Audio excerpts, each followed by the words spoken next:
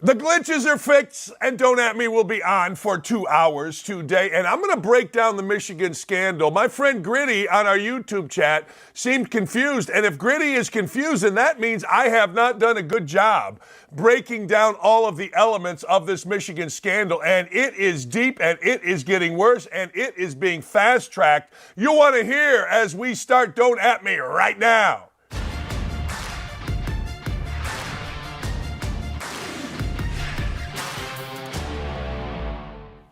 Good morning on a Football Friday. Fallica joins Dakich. We'll have bets. We will make some money. But first, I've got to get into something that I just need to explain to people apparently. This Michigan football scandal is getting bigger and bigger and bigger.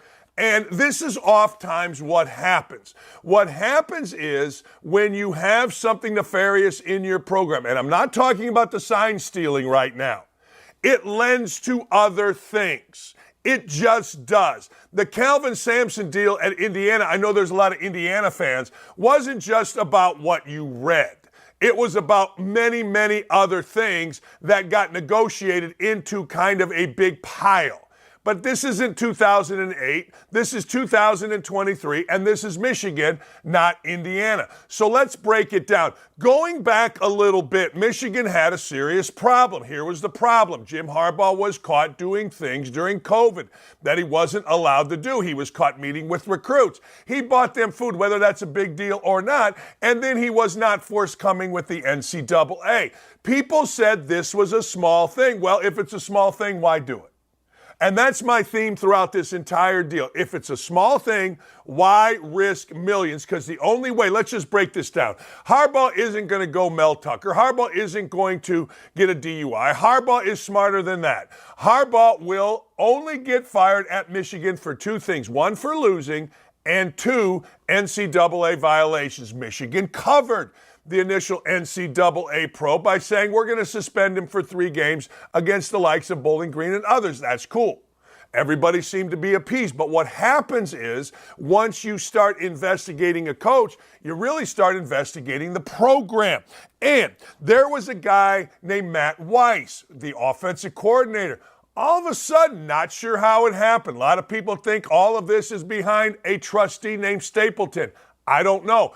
All of a sudden, though, they fire the offensive coordinator, Matt Weiss. Why do they fire the offensive coordinator, Matt Weiss? Cyber crimes. Well, I'll get to Matt Weiss in a minute. I'm giving you background first. Then they hire Shemmy Schembechler, Bo Schembechler's son.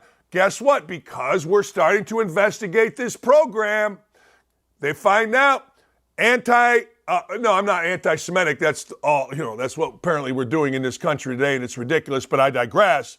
They found racial responses on Twitter by Shemmy Schembechler, so they had to fire him. So at one point, we've got Harbaugh cheating and then lying, Matt Weiss, the offensive coordinator, fired for cyber crimes, and Shemmy Schembechler. Fast forward.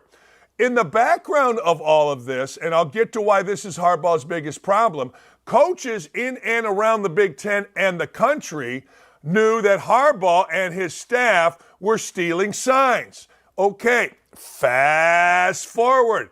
Connor Stalions is now at the forefront of the stealing signs. And let me make something perfectly clear. Stealing signs at the game, no problem. I'm on the sideline. I noticed that guy, that quarterback is given the signs. Eduardo Perez, who you see on television, is regarded as the best sign stealer ever in baseball. But he did it from the dugout. That's cool. That's why you hide your signs. That's why you give an indicator in baseball. That's why you just don't go like this, and that's a steal.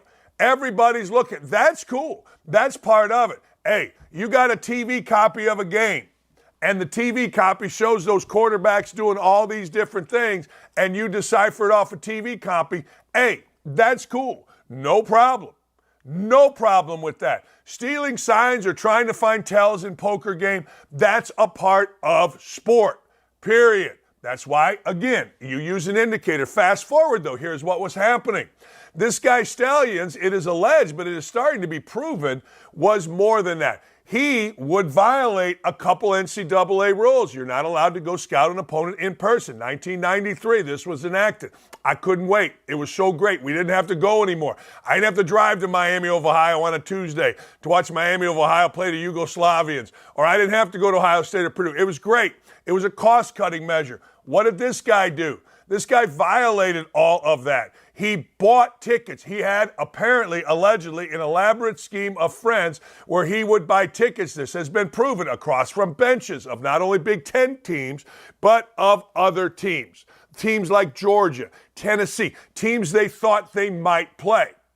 Okay, so let's break this down. What has transpired in the last couple of days? One, let's go back. Matt Weiss, the offensive coordinator. This isn't over. The FBI said this investigation is at their forefront because there are, quote, cyber crimes. Now, that sounds horrible in this day and age. So the FBI is in Michigan football. To Harbaugh's credit, he fired the guy. You really got no option, don't you? I mean, if anybody on your staff is being involved in cyber crimes, they pretty much got to go. But Harbaugh, fine. He fired the guy, but guess what? The FBI is back in there digging through this. That's a reflection on Harbaugh. It's like the mob. Who did you bring into the mob? You are responsible for who you brought in. You brought in Shemy Schembechler, racist, alleged. You brought in this guy, Matt Weiss. So the FBI announced yesterday that they are into this. That's separate than the sign stealing. Okay, now you got the sign stealing. Here's the biggest problem with the sign stealing. Other coaches in the Big Ten are making a massive deal about it. That's right.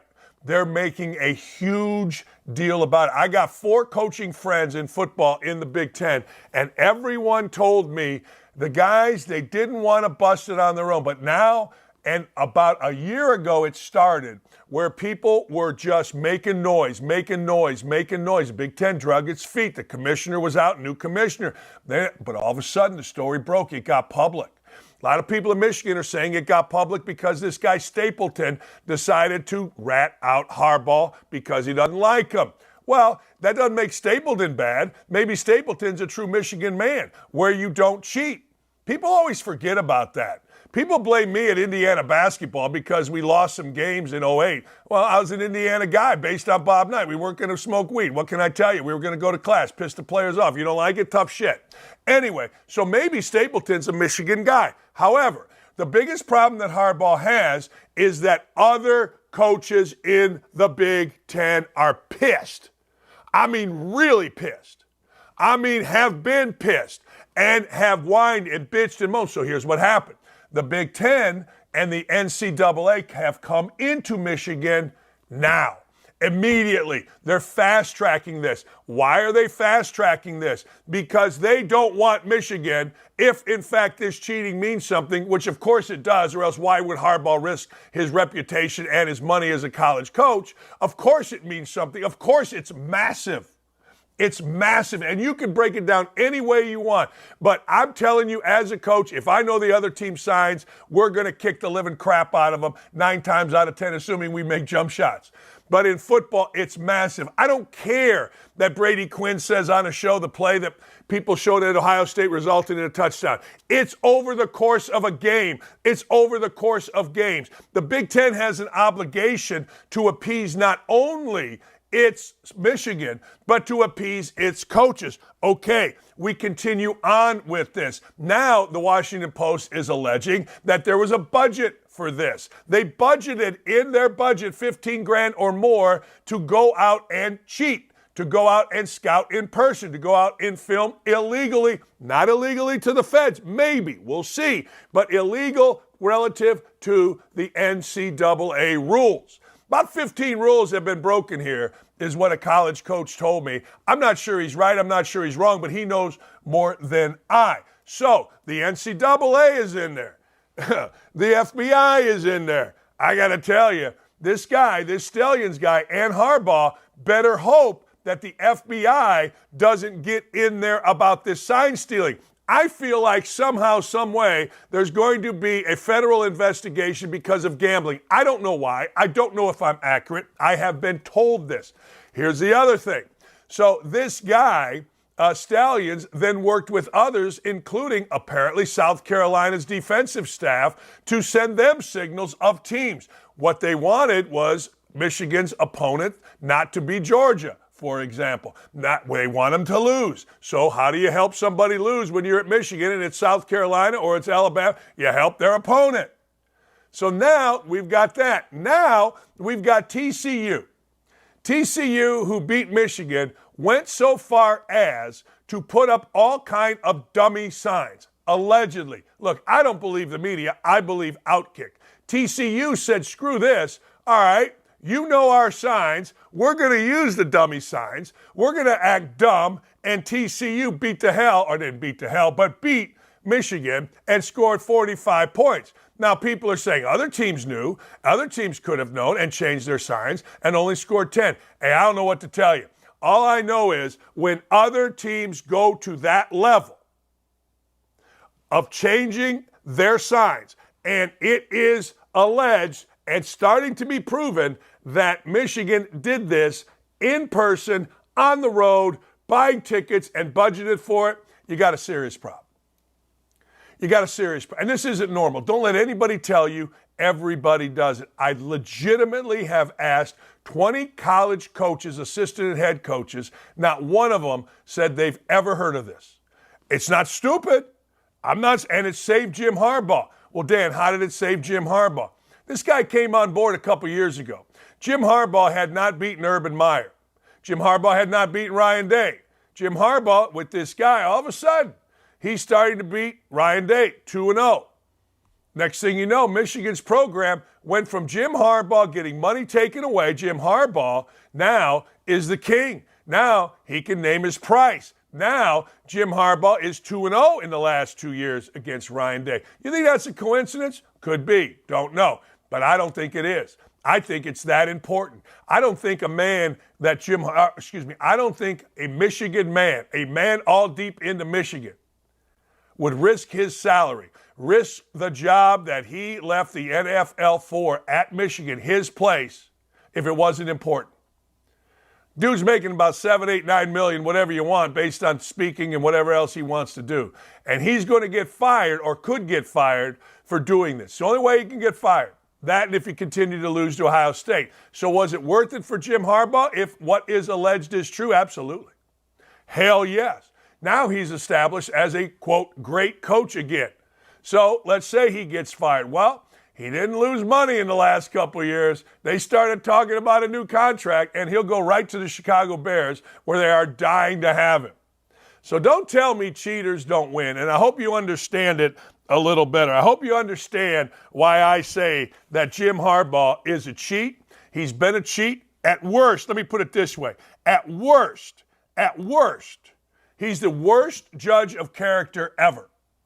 Now, fast forward. Aiden Hutchinson, star linebacker, does what the party line at Michigan is. They hate us because they ain't us. Nobody hates Michigan. Nobody really cares about Michigan if you want to know the truth. Aiden Hutchinson says, well, once we're champs again. Well, they haven't been champs yet. Did you know Bo Schembechler never won a national championship? Did you know that? Considered a great coach, never won a national championship. Anyway, long story short, Hutchinson said he didn't know this guy Stalions. Well, there's a picture of both of them in the locker room, arms around each other. And if you're any good at reading eyes, you know that one and the other are very familiar with each other. Not Dwight Howard familiar with Kitty, but familiar nonetheless. Keep your eye on this. This is either going to piss college coaches off to the point where you're going to hear them go nuts on it if the NCAA doesn't do anything, or Michigan may have a serious problem even by the end of the year. I hope that cleared it up. I hope it did. If you still think it's no big deal, that's cool. I recommend around anybody that played or coached college sports, you keep that opinion to yourself or you will be viewed as a dum-dum. Speaking of dum-dums, here in Indianapolis, we knew this. We were fooled early. I certainly was fooled early. And a lot of us were fooled early. I called him Big Balls Frank. Frankie Big Nuts. Whatever you want, because he went for it on fourth down. The previous coach, Chuck Pagano, was arguably among the biggest frauds to ever coach. He was an OG guy. He literally took these lips, his lips, not mine, and smooched the backside of players. And, of course, when you do that, players then say, screw you, we're not going to play. And they stunk. They stunk with the Colts without Grigson, but I digress. Fast forward. By the time we got done with Frank Reich, we knew this was a fraud. It's like, you know what? You see that hot girl or guy, and they're so good looking. And early you're like, this is awesome. Then you get talking to them. Then you get hanging out with them. And you're like, yeah, I don't care how hot she is. It ain't worth it. There's a saying, for every hot woman in a bar, there's a guy tired of stooping her. Well, the same goes for men, too. For every really good-looking guy in a bar, there's a woman that's had enough of the dude. I mean, if I can get divorced, my God, Tom Cruise, me, well, yeah, Cruise got divorced. Me, Tom Brady, that's living proof. Women can get tired of America's most handsome. But hey, I digress. This is what happens with Frank Reich. Frank Reich, you get tired of him because you realize he's got no nuts. You realize nobody gets better under his regime. He's the quarterback whisperer. Oh, really? How come nobody ever got better? We had all these young quarterbacks, including, Carson Wentz, and nobody got better. Jacoby Brissett, nobody got better. Guys wanted to retire under Frank Reich without any discipline there with Chris Ballard. Fast forward, where's Frank Reich now? Well, the African-American coaches should be really pissed off that Frank Reich got a second chance. Now, I watch this all the time. I love watching coaching drama. African-American assistant coaches, Eric Bieniemy and others, aren't getting jobs, but Frank Reich is. That would be the poster child for discrimination against coaches, or whatever fancy words you want to use. Because that white boy getting a damn second chance is garbage. And anybody, anytime, anywhere that followed the Colts over his regime is nodding their head going, yep, I knew that hot guy. I knew that hot girl. And the more he talked, the more I'm like, oh my God. Well, anyway, let's continue. So now, of course, the conversation is going to rage. Who's the better quarterback? Bryce Young, CJ Stroud. CJ Stroud, ladies and gentlemen, you know what? CJ Stroud's played well. Bryce Young, not so much. But here's what we're talking about. Yeah, we got the guy we wanted. That's Frank Reich talking about Bryce Young. Couldn't be happier about that. In every way, I'd say this. I'm happy for CJ. Now, this is a little bit of shot. He's had 6 good games, and I have no doubt he will have many more good games. But I know this. When it comes to evaluating quarterbacks or other positions, it's years, not weeks. Huh. Okay. Through 5 games, remember Bryce Young missed one. Through 5 games, 967 yards, 6 touchdowns, 4 interceptions, 78.7 passer rating.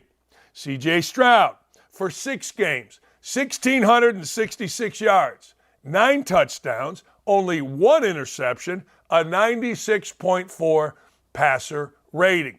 Here's what you got to understand. It's always going to be 1 versus 2. It's always going to be that. You're always going to compare. Hey, what did we tell you about Brady and Belichick? We are always going to compare. So don't tell me it's not fair to compare. Of course it's not fair to compare. It's never fair to compare. Every situation is different. Teammates are different. Coaching philosophies are different. How many drop balls has CJ Stroud had? How many drop balls has Bryce Young had? I don't know. But I know this. CJ Stroud's been good. CJ Stroud has captured the imagination. I'm not buying, and I do agree with Frank Reich. I do agree. It is years. It certainly isn't weeks. It certainly isn't 6 weeks. But I'm telling you right now, I will tell you this like it's my damn job. Frank Reich was fired as the offensive coordinator at San Diego. Frank Reich was the de facto offensive coordinator when they won the Super Bowl, but he had nothing to do with it, zero to do with it, when they were in Philadelphia. Frank Reich parlayed that and being a nice guy to the head coach in Indianapolis, and under his watch, well, let's follow it. Andrew Luck quit. And it isn't me just saying this. Mike Greenberg had a report and then came on our show and talked about his report that the Luck family was unhappy with the direction of the Colts, and they should be. He quit. $25 million for 1 year of Phillip Rivers. They offered him another $25 million. Nah. Jacoby Brissett comes in. Young quarterback on the rise. Nah. Carson Wentz comes in. Did you know, Colts fans, that they shared Bible verses together? They were kindred religious spirits. No good. Matt Ryan comes in. Ucha capesta, my eyes are burning. I mean, the Indy media wonks and Chris Ballard told us, wow, when you're around Matt Ryan, it's presidential. I was around Matt Ryan, it seemed milquetoast. I was around Matt Ryan, it seemed like a guy that I wouldn't want to hang out with. He wasn't the kind of guy that I would follow. But Indy media wonks and other players on the Colts and Chris Ballard told us, oh, this is the guy. Basically, every single quarterback that was under Frank Reich has failed. This is where I blame the Carolina Panthers. How stupid are you? Do I have to run every NFL team? I mean, I will. I will run it. I'm not afraid to run it. If you need me, I'll be there. I'll be there. Just call my name and I'll be there. But my God. Hey, look, Frank, I know you want the job, but we got a young quarterback. What the hell have you done with quarterbacks? Well, you know, we had Jacoby Brissett. Yeah, he never developed. Well, you know, we had Phillip Rivers. Yeah, he walked in as a potential Hall of Famer. Well, you know, Carson. Don't even try Carson. I mean, seriously, it's not that hard. Look, Carolina, just tell us. You wanted a white old coach or you wanted an old white coach.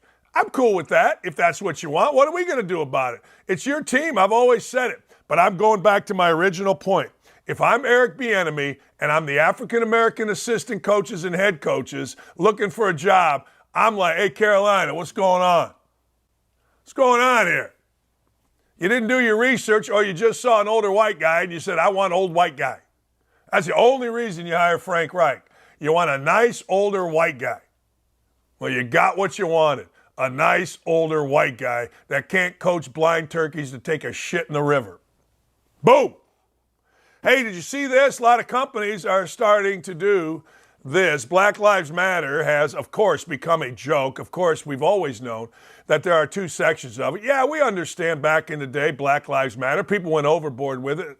But, hey, that's the way it is. And then there's the Black Lives Matter Corporation, where the leaders of Black Lives Matter Corporation, blacklivesmatter.com, are making millions of dollars, not giving anything. I saw a thing the other day that says Black Lives Matter, the organization, has not paid for one black kid to go to school, has not helped in one city, has not helped do one single thing for African-American people anywhere, anytime, any place. None, zero, zip. But what they have done, of course, is show that they are a complete fraud. Well, companies and media bought into it. I mean to tell you, places like the Indy Star, the USA Today, I mean, they would call me racist right now and said my privilege allowed me to wear black. Back a couple years ago, I mean, you had to toe the line. I mean, you couldn't even look like that. Why are you under-eyeing black people? Black people laughed about it, at least the ones that I know. They're like, the whole thing is ridiculous. We had a receptionist at Emmis who was the greatest woman ever, African-American lady, and she told me right from jump, this thing's a complete fraud. Complete fraud. She told me that about other leaders in the city, both black or white. She was tied in. The fact of the matter is simply this. Corporations now have to discreetly get rid of their Black Lives Matter stuff, or else both African Americans and white people are going to go, yeah, shut up. The biggest tragedy in Black Lives Matter, this isn't the biggest tragedy, but this is the stupidest thing that happened, is the Sacramento Kings fired our guy, longtime announcer Grant Napier, for saying, hey, Black Lives Matter, and they do, all lives matter, and because Chris Webber and Boogie Cousins got mad, and they went out and hired America's dumbest racist, Mark Jones. That's how ridiculous the world was here a few years ago. People have since woken up. People have since decided, hey, look, wait a second here. We're going to figure this out. In the summer of 2020, Sprite launched Give Back program to support the black community in the fight against racial injustice. The brand also donated, $500,000 to the Black Lives Matter Global Network to support the group's voting education efforts. That means vote Democrat. And February 21, Black Future Month program to empower the next generation. Yeah, the Give Back is neither a marketing campaign or a one-time donation. We're in this for the long haul. Lasting change will not happen overnight. We're committed to continuing to amplify the voices and efforts in our community. Blah, blah, blah, blah, blah. Well, guess what? Black Lives Matter is now scrubbing all mention of, Coca-Cola is now scrubbing all mention of Black Lives Matter. How about that? I think we have a couple other screenshots, or at least I hope we do. It says here, we missed the screenshots apparently on the Reich thing, so hopefully we have them here. I guess we don't. I look in here, Coca-Cola, SS1, Coca-Cola, SS2, BLM, Hamas, SS. I don't know. If we got them, let's play them. Because this is what there you go, let's go. Come on, baby, let's go. I mean, don't be afraid, guys back there. Let's bring the goods, baby. Don't leave me hanging out here. Don't leave me hanging. Come on now. Nick, you guys screwed it up with Frank Reich. Don't leave me hanging out here, boys. We're in this together. So there you go. Black Lives Matter. I stand with Palestine. Yeah. Yeah, you do. Okay, Black Lives Matter. Well, now, ladies and gentlemen, we're scrubbing. Now we're scrubbing everything. We're scrubbing it. We don't have anything Black Lives Matter on Coca-Cola. I got to tell you, I'm not into Coca-Cola. I like Pepsi better. And my favorite is root beer. My favorite is A&W root beer. But hey, all of you that gave to this Black Lives Matter outreach, aren't you a little embarrassed when you see that the folks running it have bought mansions up in Malibu? Aren't you a little embarrassed to know that not one black kid has been sent to college? Aren't you a little embarrassed to know that, you know what, nothing has been done in the communities? I get it, you had to do it. We all understand, particularly Coca-Cola, whose big base is in Atlanta. Look, even African Americans that I know knew it was a complete joke, knew the leadership was a complete fraud.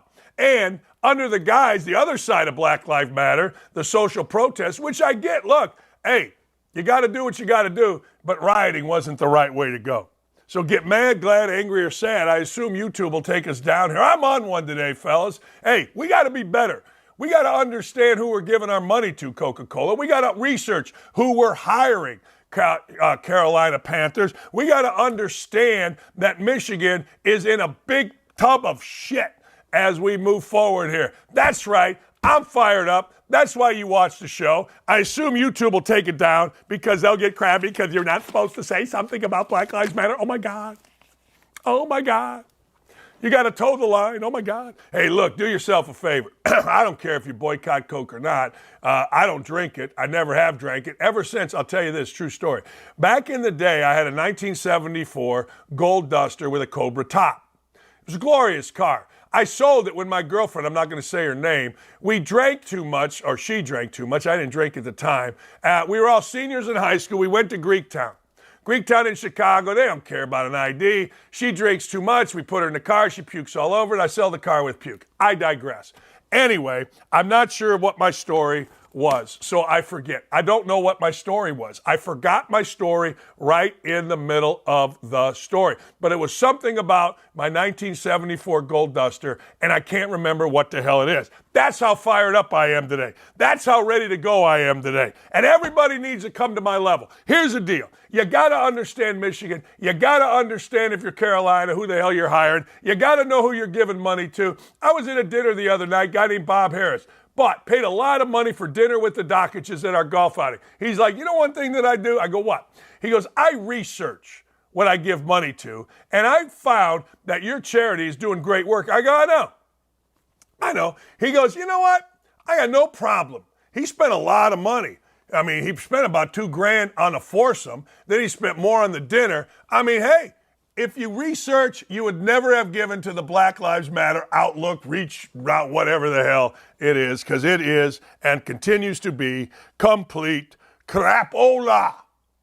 Crapola. Hey, we're already like a game in to the NBA season. We're like a game in. And already, actually, we were a game in, and already people are complaining. See, here's the deal. The problem with the NBA is certainly the play on the court. No question. It's the play on the court sucks D's nuts.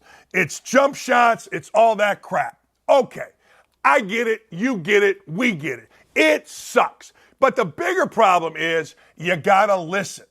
You got to listen to the NBA. The only guy worthy of listening, three guys, Ernie Johnson, Kenny Smith, and frickin' Charles Barkley. Everybody else, Shaq, Chuck, big guy's gonna. Shut up. You think I'm listening to Doris Burke? You think I spent 16 years with Bob Knight in a film room and I'm going to listen to Doris Burke or J.J. Redick or Doc Rivers' dumbass? Child, please. Absolutely not. But you got to listen to all the stupid in the NBA. You do. Players, coaches, the level of stupid, if you know anything about basketball, just exhausts you. And what exhausts me further is that coaches are so afraid of the players. I mean, ever since Sprewell put hands on PJ, coaches have been like, hey, I'm going to be a little careful. Ever since then, when some idiots like Gilbert Arenas bring guns into the freaking locker room, coaches are like, yo, you're my guy. I love you. I know you just fouled out in 3 minutes, missed a game winner, had sex with a cheerleader in a half court during a timeout, ate a hot dog on the bench, but you're my guy. And owners are like, hey, man, I don't want to offend anybody. You know, I mean, we're governors, not owners, because we're the most woke league. So I don't want to. Here's $1 million. Here's $20 million. Here's $50 million. Hey, Jaylen Brown, I'm going to give you $60 million. How about that? Is that okay? Okay. Don't call me racist. Oh, man. No. That's the NBA. White, and then the media guys are like, hey, yo, James Harden, I'll write something nice about you. Can I go to the club with you? That's the NBA. And of course, the funniest thing ever was Stephen A. Smith, who couldn't play a lick. And if you listen to his basketball takes, he does not know his ass from third base about real basketball. But he's walking around the Eastern Conference Finals evaluating. I was sitting in the front row, and here comes Stephen A. Smith walking around, and all dudes on the court did was laugh. And I guarantee, I mean, he walked the whole court like he was checking something out.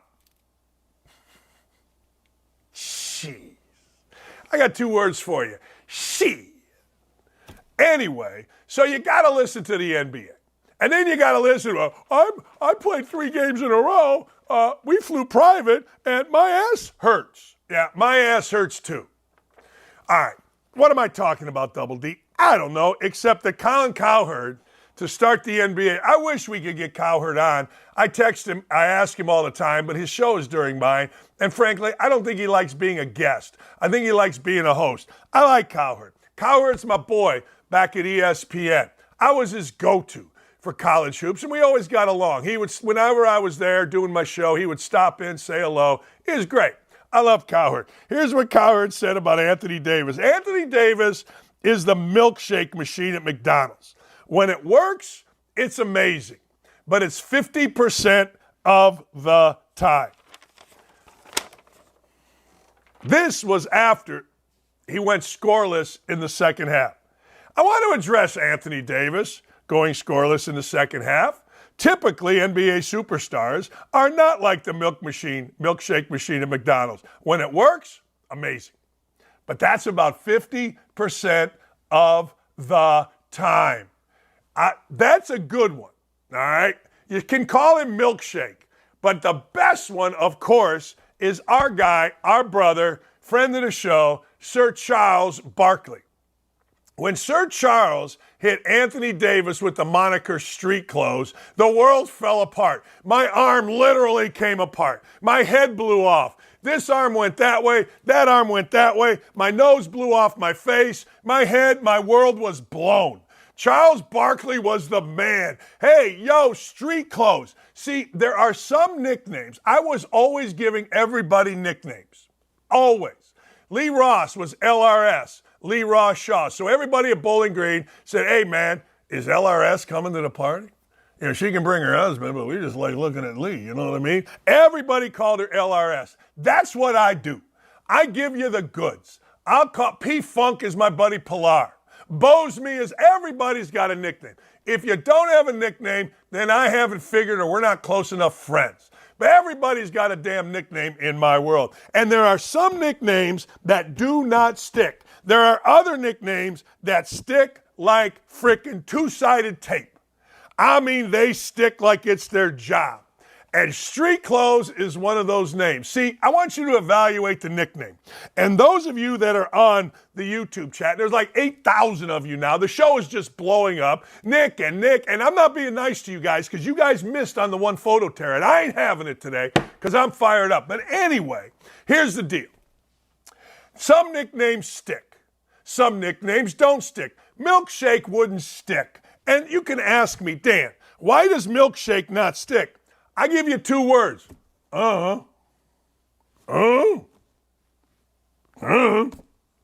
Now, street clothes, yo street. Hey, yo clothes. What's up? Oh, can you imagine? Can you imagine if like Austin Reeves calls Anthony Davis street clothes? Hey, street clothes, what's going on, man? You going to score in the second half today? What are we going to do? I mean, you know, I used to say that when I was in high school, when I had some cachet with my teammates. College, I didn't. I wasn't good enough. I'd tell my, hey, you guys going to throw me the ball tonight or are we going to lose? What are we going to do? What do you want to do today? Shut up, Dan. Okay. I'll shut up. Do I got to go rebound tonight? What do I got to do? Hey, street clothes. Yo, street. Going to score in the second half? And by the way, I'm a little pissed at the Lakers. Last night, we won a blank ton of money.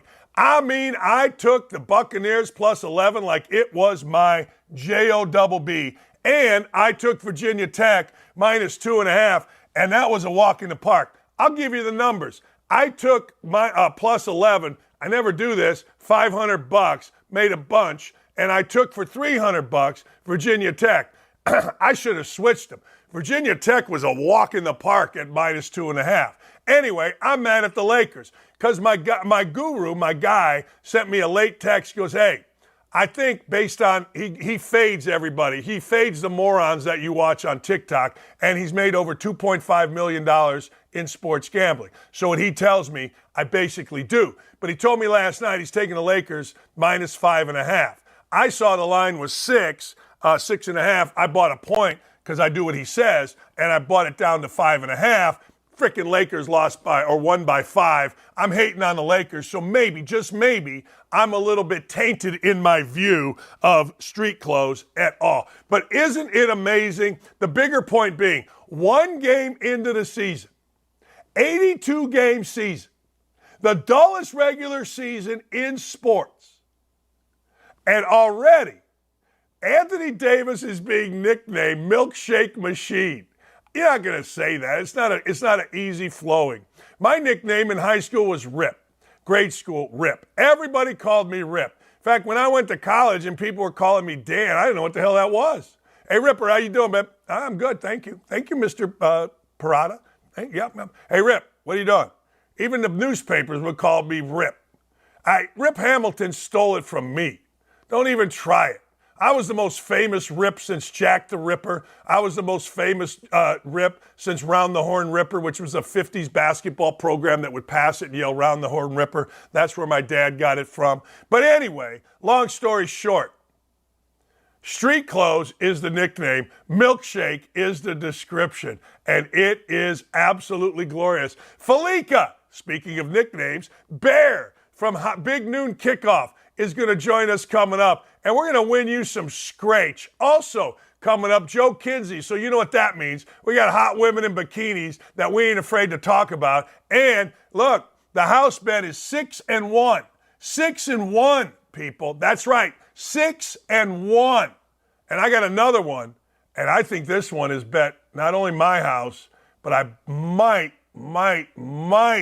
try to win enough money to buy my neighbor's house. That's how good this house bet is. There's nowhere to go. It's a Friday. It's a little rainy out here. You keep it right here. Fallica, Bear, Big Noon Kickoff, Football Guru, next. Looking for the hottest sportsbook offers? At Outkick, find exclusive promotions, expert picks, and the latest odds. Get in the game at Outkick.com/bet. Conspiracy theorists are alive and well as it pertains to Trailer, the new coupling of Travis and Taylor. And yesterday, Donovan McNabb on his 5-Spot podcast, which airs right here on Outkick, Chiefs head coach Andy Reid spilled the beans on setting up Taylor Swift and Travis Kelce. Listen to this. So, I mean, I have to ask the question, which is annoying to me, but have you become a Swiftie? You know what? Like you, I mean, I knew her from Philadelphia. I think her dad was a big NFL fan. So I had met her when she was real young and her dad. And so, I joked about setting Kelce up, but I mean, I'm just saying, you never know. See, that's something people don't know, that you know her dad. Because a lot of times she sitting in the box, she looks confused of what's going on, but she cheers with the rest of all the family members. Yeah, she's a good girl, man. She's into it, and that's we're glad she's here. Amber, should we be getting Andy Reid into the matchmaking business? I mean, maybe so, but I think there's a lot of people who want to take credit for that relationship. Yesterday I saw Erin Andrews was on the Today Show yesterday, and she said that she takes credit for it because in her podcast, of course, it all because she did. She mentioned it. Yeah. Yep. Back when Travis Kelce was trying to give his phone number to Taylor at the Eras Tour in Kansas City, he couldn't get to her. And so Erin Andrews went on her podcast and she said that, Travis is a really great guy. Give him a chance. Do it for America, Taylor. And then sure enough, it ended up happening. So Erin Andrews is taking credit too. So maybe it was a joint effort and part of a lot of people.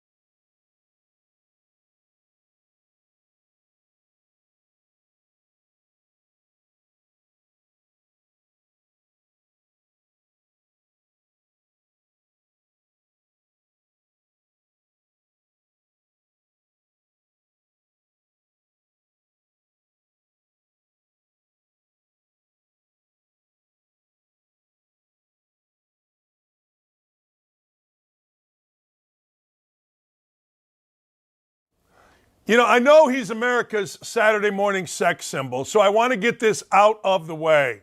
I get that the background suggests he's filming a porn right now, but he is not, ladies and gentlemen. He's in a hotel in, of all places for football, Lawrence, Kansas. Bear, you're in Lawrence for football. I got the mood lighting going on here at the desk. I'm trying to figure out I don't know if the sun has come up yet or if it's just miserable outside. So I got no light coming through the window here. It's a miserably dark, rainy day.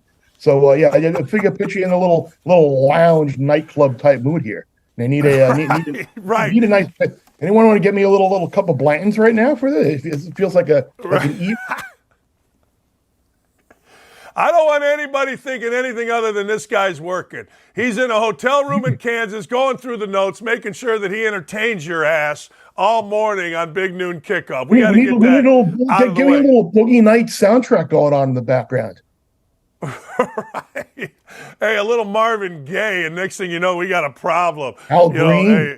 Yeah, Al Green. Oh, geez. Hey, I want to get into something, and it is serious. I mean, look, Kansas under Leipold has been sensational. That program was done after Mangino took him to the Orange Bowl. This is pretty good work here, and you made a comment off air. The Big 12 getting a little bit easier. Oklahoma and Texas gone. I'm not sure I would be that quick to move if I was this guy. It's amazing how they went through, what was it, Turner Gill, Charlie Weiss, David Beatty, like 3 or 4 guys in between, Les Miles, in between after they ran Mangino out of town for whatever it was, his coaching style or abuse of players or whatever they said it was. And I mean, that guy won an Orange Bowl here at Kansas, which, I mean, they should build a statue for that guy here. But like, they finally got the hire right, and you hear the fact that there's something to be said for these guys that cut their teeth at lower level Division III, NAI, and they succeed. And he's built the program upright. He's got a really good coaching staff. The quarterback's coach, Dabrowski's good. Matt Lubick, Sonny Lubick's coach, had a lot to do with the offense. There's been no drop off from Daniels to Bean. You're beating Texas as a 20-something point dog with players that aren't as good as Texas. You get them to a bowl game last year. It was an unbelievable game. And like you just said, with Oklahoma and Texas leaving for the SEC next year, I mean, Leipold's name is going to be linked to a lot of – he's already been linked to Michigan State. I'm sure there are going to be some other jobs that open up that'll be linked to.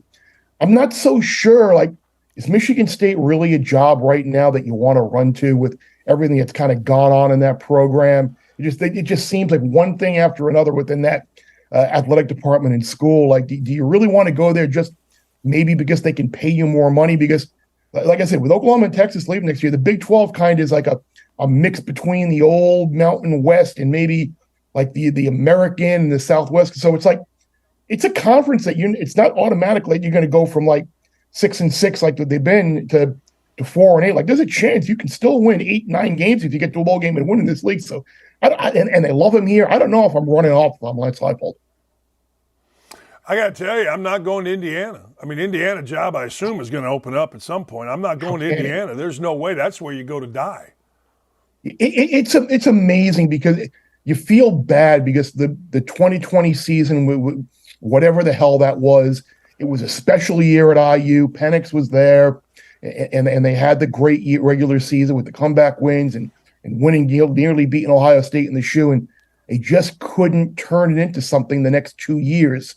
And it's disappointing to see because by all accounts, and I don't know him personally, Tom Allen seems like a great guy, and players love playing for him. He's got that love each other slogan that they bought into that year. But for whatever it's been, maybe losing Kalen DeBoer was a bigger deal than people want to make it out to be. So yeah, I would think that this will probably be his last year in Bloomington for sure. All right, Bear. This weekend, before I get into your picks, who's the best team in college football as we sit here? I think it's probably Michigan. That would be my answer. They do look to be the local. I know people are going to say, yeah, but they're cheating and stealing signs. But yeah, we don't know what's going on exactly. We have an idea, but based on what we've seen this year on the field, Michigan is the most complete team, both on offense and on defense. I think Georgia still has the most talent, but they just haven't put it together outside of the one game where they feel threatened against Kentucky earlier in the year. And now without Brock Bowers for a little while, we'll see how their offense does. But I think the answer right now is Michigan, just because of the way they play defense consistently all year, and now their offense is really growing into shape with JJ McCarthy, their quarterback, and the running backs. Do you think that Georgia, because of how much success they've had, obviously over the last couple of years, do you think they're kind of like taken for granted? You know what I mean? Like, yes. Michigan went down, and you know what I mean? Go ahead. You think so? Yeah, I do, and I'm trying to think of an example where this has happened in recent years as well, where you just automatically assume maybe there was a team. I don't know if it was Alabama. Like, really just assume, and you just kind of take the greatness for granted because you have this preconceived standard of what they've been the last couple of years, just blowing people out with shutting people out on defense and just the running game and Bennett and the weapons that he had. And then if you kind of struggle a little bit, it's like, oh man, they're not as good as they've been. Maybe we were wrong.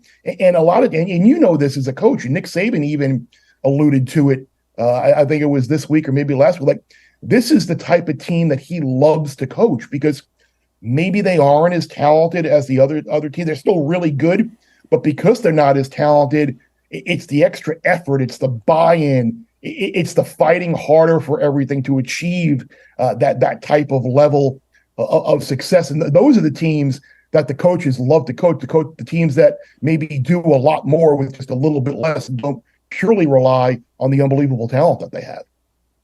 That's exactly right. That is exactly right. Hey, Texas State leads off.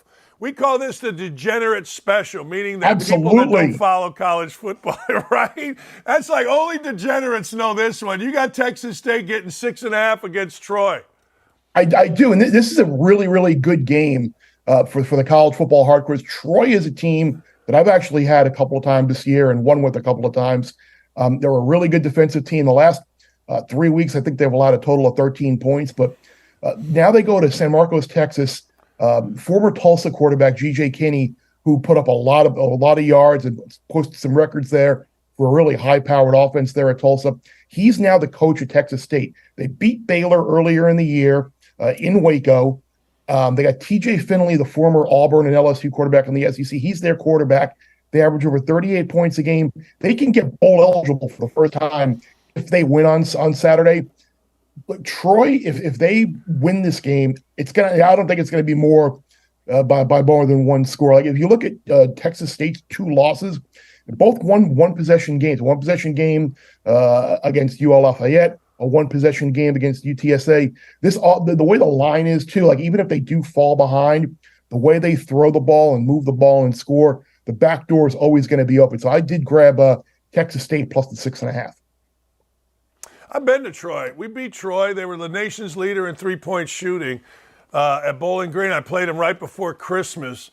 And Troy football, I don't know if it still is, but it used to be. There was a football coach there that was a big Bob Knight fan, so he came over and saw me. And it used to be where guys on their last chance went to play football. Like it used to be the guy out of jail or the guy, you know what I mean?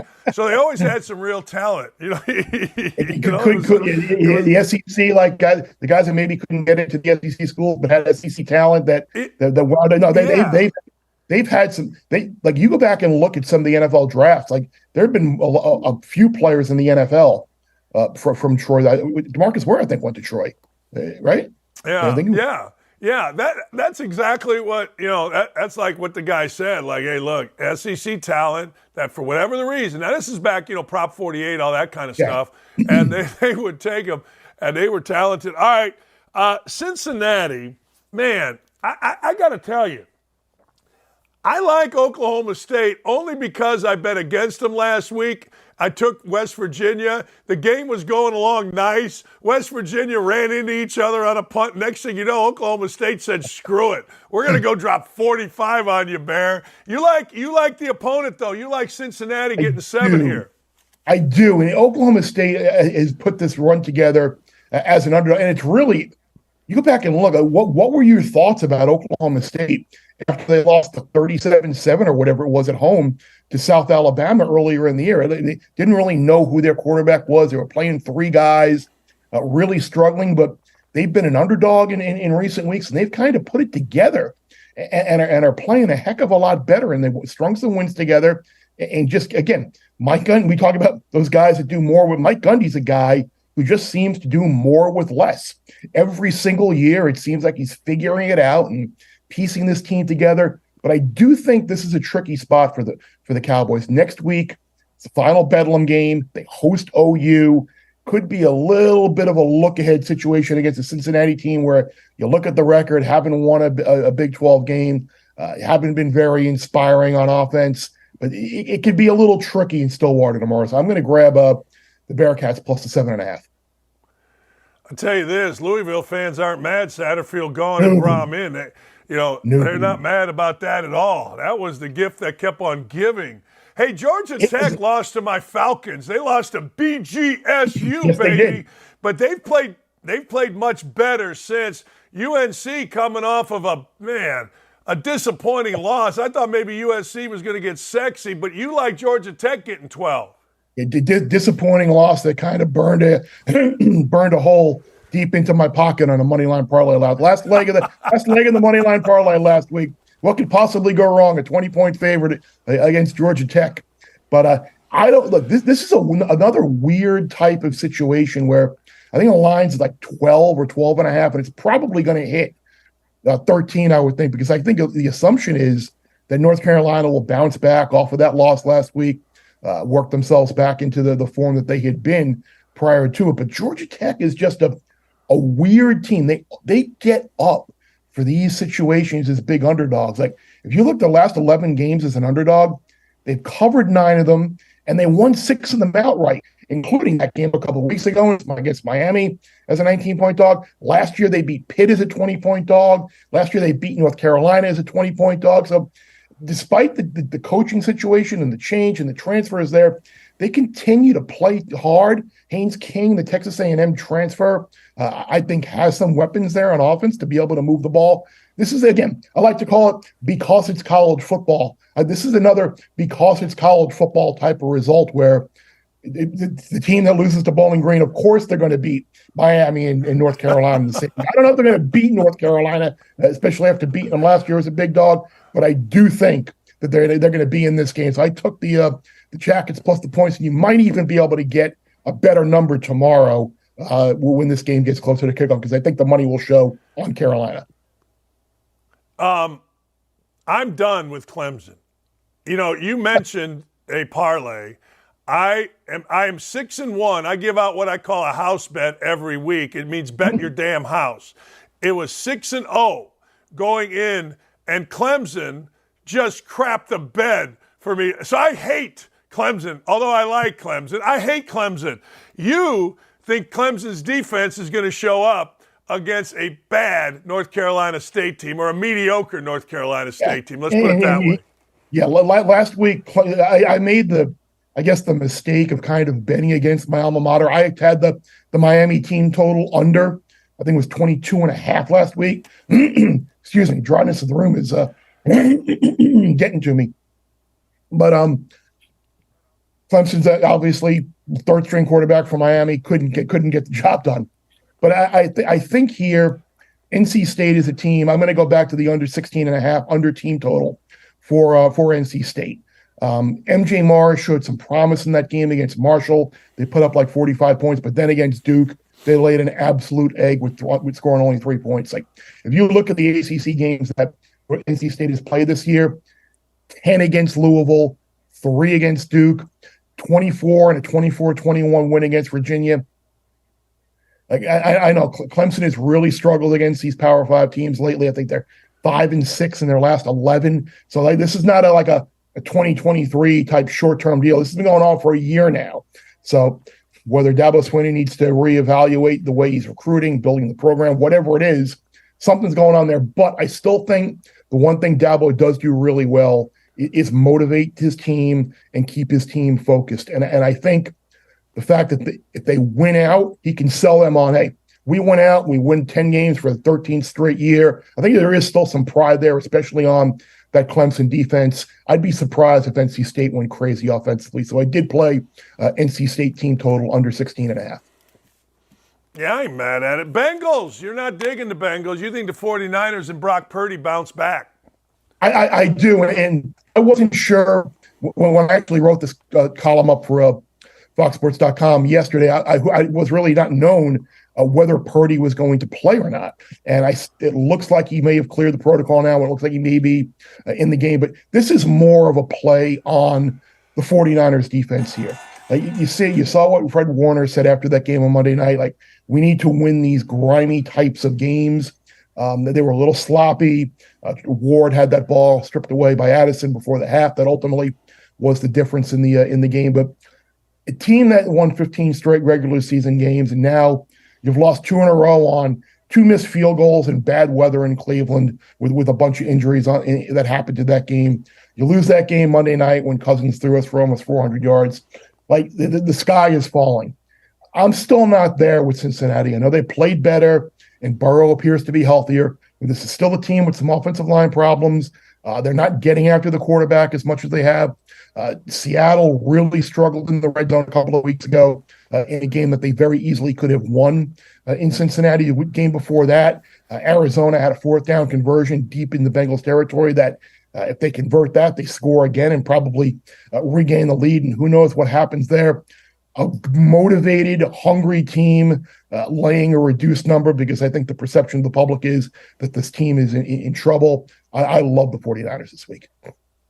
Hey, did you know, is this true? I don't know if you know this. I just got this off our YouTube chat, which is absolutely on fire right now. Arkansas State in its last 13 games is 13-0 against the spread. How Really? about that for a nugget? Butch Jones getting it done. Hey, what's the line? Good teams win, great teams cover? Exactly right. Trademark Westgate Superbook.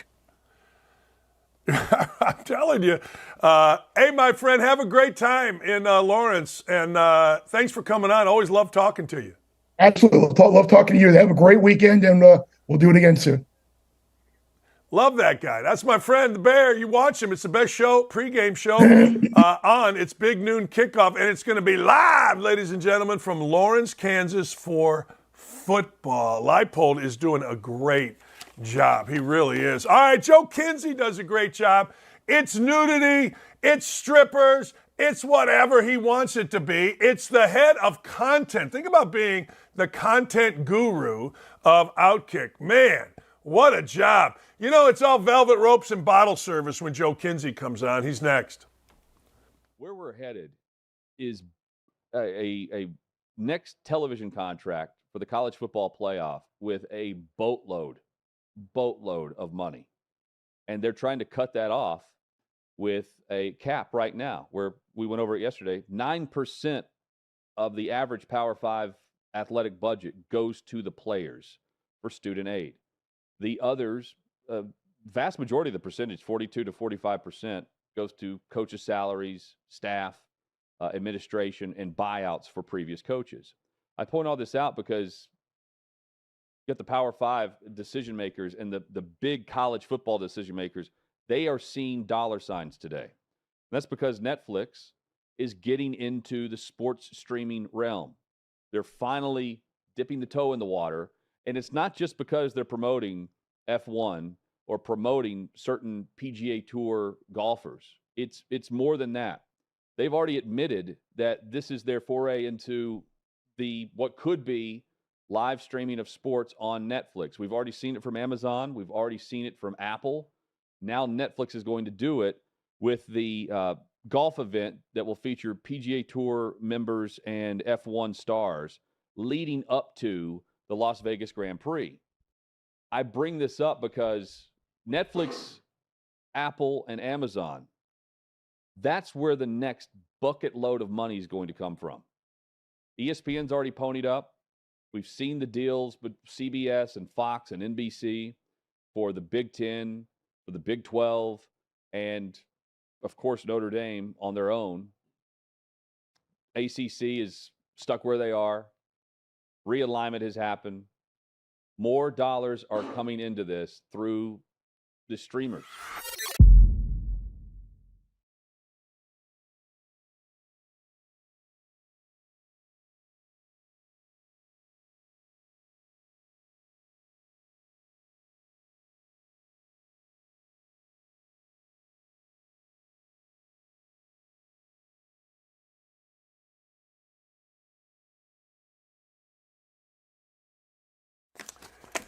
It's Screencaps. It's Friday at 10. It's Joe Kinsey.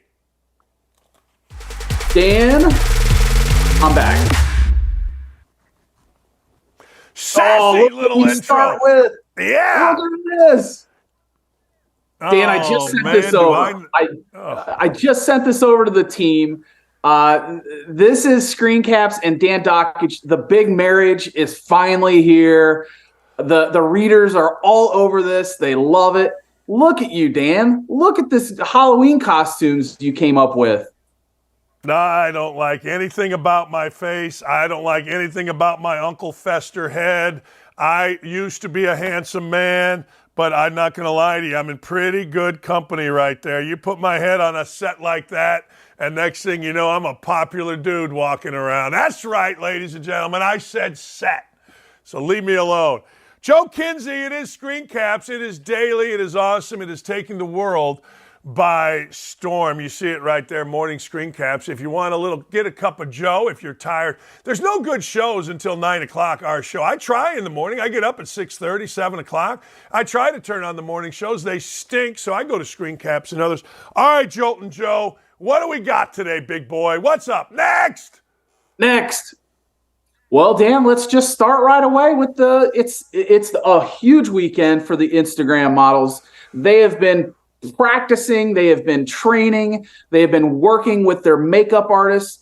It is Halloween weekend, Dan. It's like my favorite holiday of the year. I can't tell. For Screencaps, this is our Super Bowl. For the next 5 days, it's going to be Halloween costumes, slutty Instagram models in slutty costumes. And this is, I don't even know her name. I can't even see it on my screen. My eyes are going bad, Dan. What's her name? Julia Mirkulakis. She's Greek. No idea who she is. Julia Mirkulakis. Kulius. Yeah. No clue, but she popped up on my algorithm. So she's popping into Screencaps this week. Great choice by the team putting her first. Hey, I want to ask the people, you and others, Connie Harrison, Lick and Andrew Jackson, Andy Hughes, all you guys, when did Halloween become slutty? I don't remember Halloween being slutty. When did it become slutty? Speaking of slutty, hello, honey. I think it became slutty when Instagram became hot. I just think that social media turned up the slut meter, Dan. They got sluttier as more sharing of slutty photos was going on. And all of a sudden, the Instagram slutty meter is off the charts. Now you have TikTok slutty, that's a whole genre now. So it's the sluttiness just keeps going up and up. Yeah, it used to be, the slutty teacher, or maybe it was, I don't know. This is going back, way back, but whoever was stooping a presidential candidate, that guy Hart had a girl, and, I'm going to Clay Travis's this weekend Halloween party, and I'm curious, do you think the costumes will be more slutty or more football Travis Kelce / Taylor Swift oriented? First of all, congratulations for getting the invite. I hear that party is one that should be on the bucket list. Two, I think it's going to be more on the Travis Kelce suburban mom dressed up as Taylor Swift. I don't think I hear it's more of a suburban, rich people, very wealthy, come together, and everybody's going to be real soft, soft core, not Instagram slutty core. Yeah, when I had parties at my house and all the neighbors and everybody, about 2 days later, I would hear the stories of somebody's neighbor's wife trying to hook up with my brother or something like that. I mean, there's always hijinks. It doesn't matter where you go.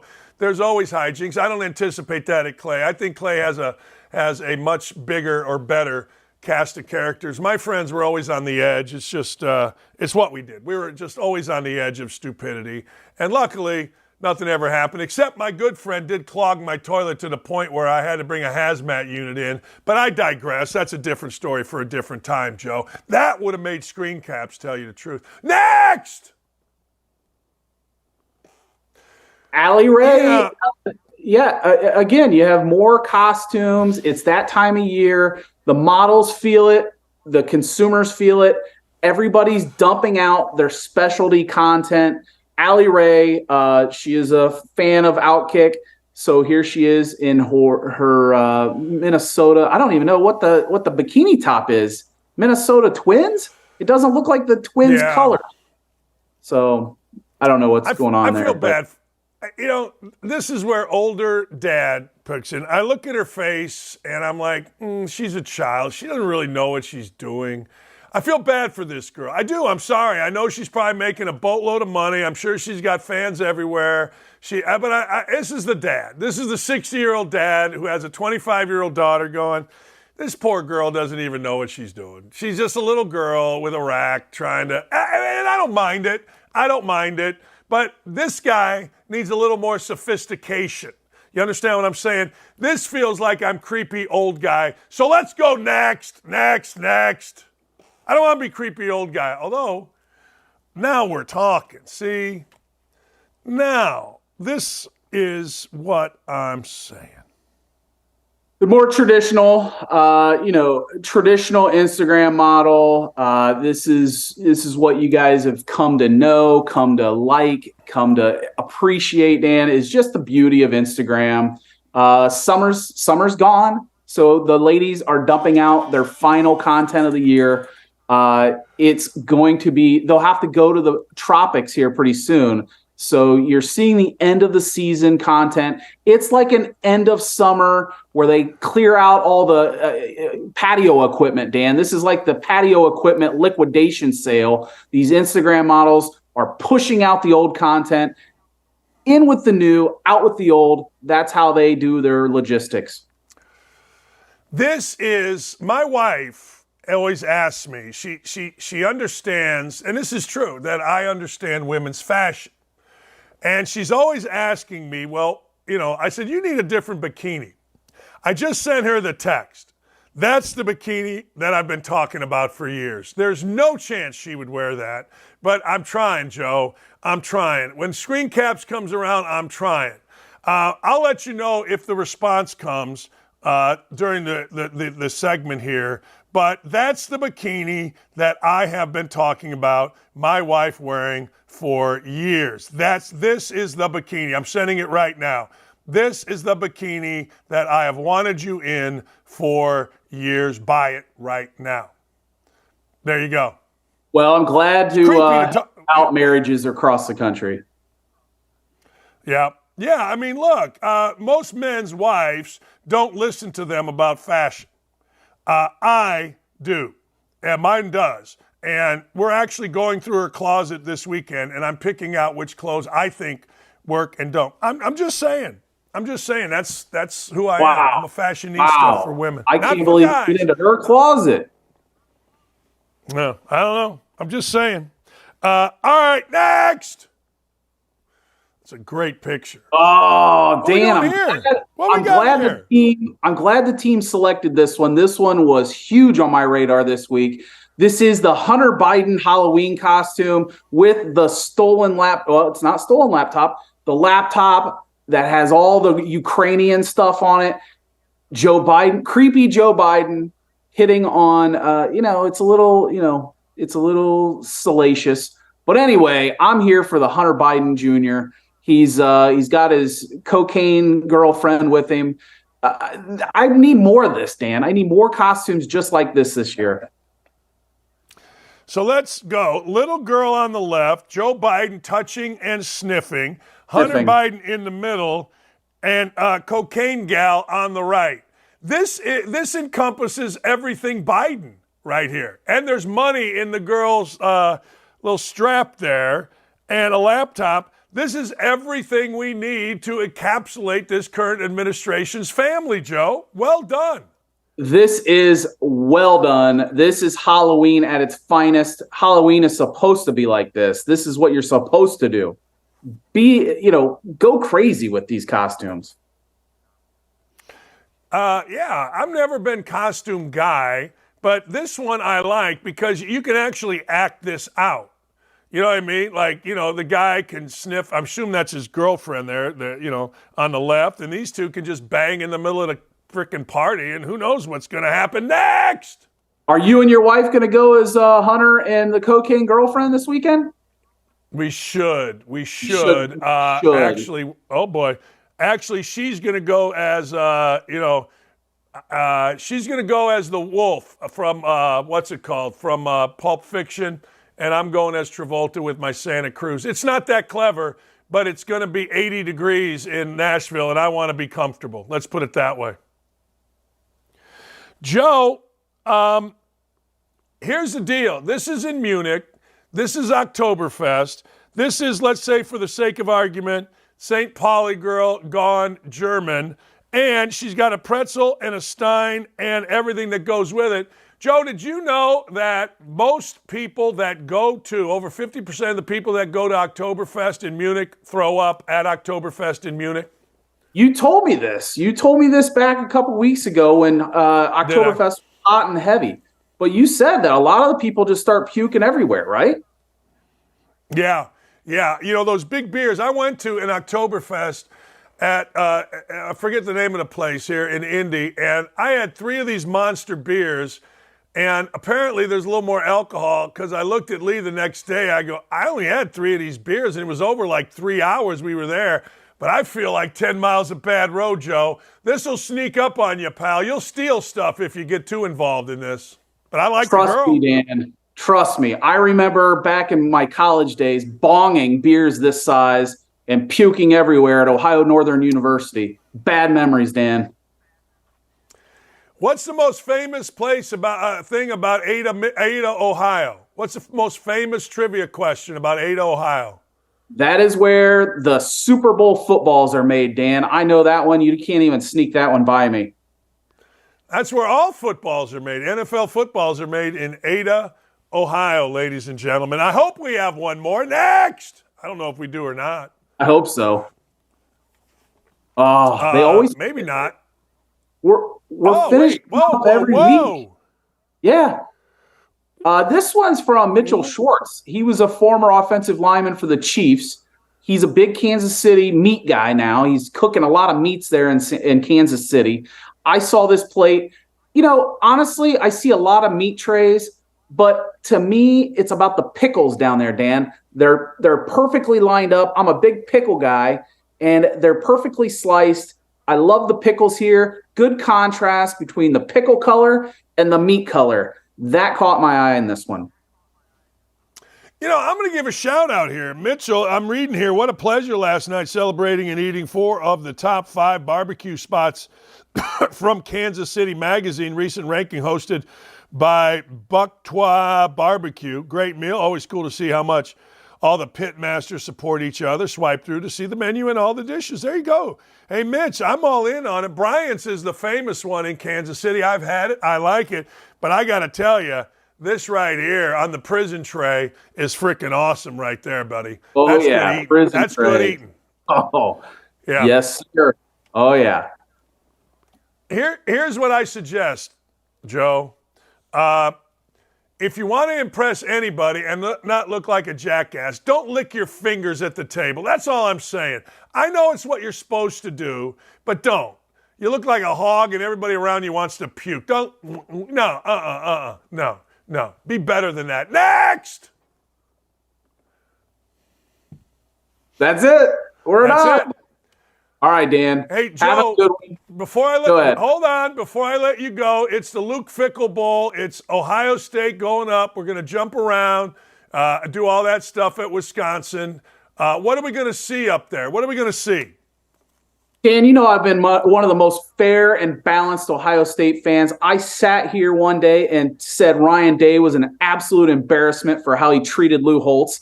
You disagreed. I am just that fair and balanced. I called Penn State, by the way, last week. I said they were going to blow them out. Penn State got a late touchdown to make it look close. It wasn't close. This week, Ohio State goes in. Wisconsin struggled against Iowa, correct? I think they struggled with Iowa last week. Ohio State's defense, Dan, shuts them down. Kyle McCord, just enough, beat them by 2 touchdowns on the road. Ohio State, by the week, Dan, looking better and better. And they're a road team this year. A road team. So I like Ohio State by 2 touchdowns. I don't even know what the line is. Well, Minnesota played Iowa last week, so it wasn't Wisconsin, and it was in the worst game ever. On October 14th, Iowa beat Wisconsin in Wisconsin 15-6. I know that our boy Hookstead says, well, you know, Wisconsin's getting better, and that may be true. But I say that everybody on Iowa and Minnesota's football team has to give back any of their NIL money when the final score was 12-10 in a college football game during this era. Joe Kinsey, love you long time, my friend. Enjoy the weekend. Gotta go. Enjoy the slutty Halloween costumes. Yeah, I may dress slutty. You know what? I may go as Bam Bam and let people see the pecs. You know what I'm saying? Hey, if you were offended by that, segment, hey, do what Candace Owens suggests. Get a helmet. It's a tough life, man. It is a tough. I can't believe. I cannot believe. Hey, you know what I always say? There are very few ex-NFL players that I appreciate. I appreciate Pat McAfee because he has morphed into more than NFL player guy. Rob Gronkowski should be bigger than Pat McAfee, but there's no chance he will be. Why, you ask? I will tell you why. Because Rob Gronkowski still is meathead football guy and will always be meathead football guy. He doesn't come across as genuine as Pat McAfee.